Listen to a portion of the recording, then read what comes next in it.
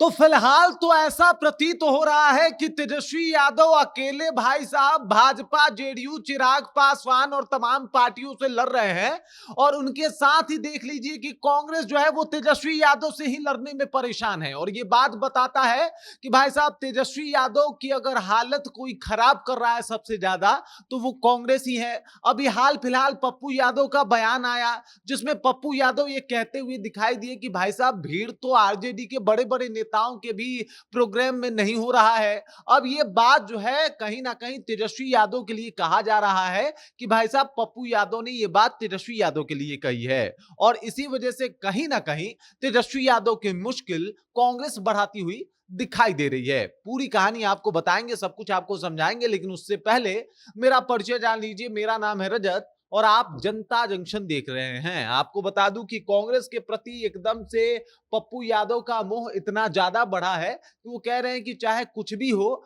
भाई, भला है बुरा है जैसा भी है, मेरा पति मेरा देवता है। मतलब ये कांग्रेस के लिए बकायदा पप्पू यादव बोल रहे हैं कि चाहे जैसा भी है कांग्रेस जो है वो मेरा है और मैं कांग्रेस का हूं। अगर मेरा सैया मुझे लात मार के भी हटा दे तो भी मैं उसी के नाम को लेके जिंदा रहूंगा। मतलब कांग्रेस के लिए ये प्यार है पप्पू यादव जी का। उसके बाद वो कह रहे हैं कि भाई साहब बड़े बड़े नेताओं के भी प्रोग्राम में भीड़ नहीं हो रहा है आरजेडी के। दरअसल उनसे पूछा जाता है कि मल्लिकार्जुन खड़गे आए थे बिहार, उनके प्रोग्राम में 400 से 500 लोग ही बचे थे, ज्यादा लोग आए नहीं थे, ज्यादा भीड़ हुई नहीं थी।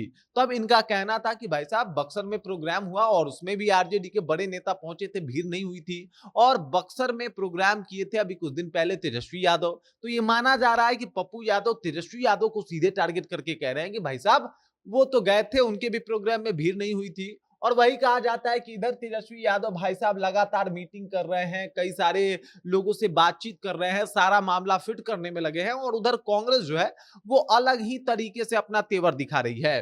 पप्पू यादव तो लगातार इस बात को कह चुके हैं कि भाई साहब हम आपसे कमजोर हैं नहीं, क्योंकि आप हमसे ज्यादा सीटों पे लोकसभा का चुनाव लड़ते हैं, लेकिन आप भी 4 सांसद जीतते हैं और 3 और एक पप्पू यादव जी को मिला के 4 कांग्रेस का भी हो जाता है। तो इस वजह से जो है पप्पू यादव बता रहे हैं कि भाई साहब हम लोग का परफॉर्मेंस आरजेडी से बेहतर है और राहुल गांधी एकमात्र नेता है जिसे बिहार और भारत के युवा और लोग जो है वो बर्दाश्त कर सकते हैं, बाकी कोई दूसरा नेता नहीं है। और कांग्रेस को छोड़ के पूरे भारत में इतनी बेहतर कोई पार्टी नहीं है।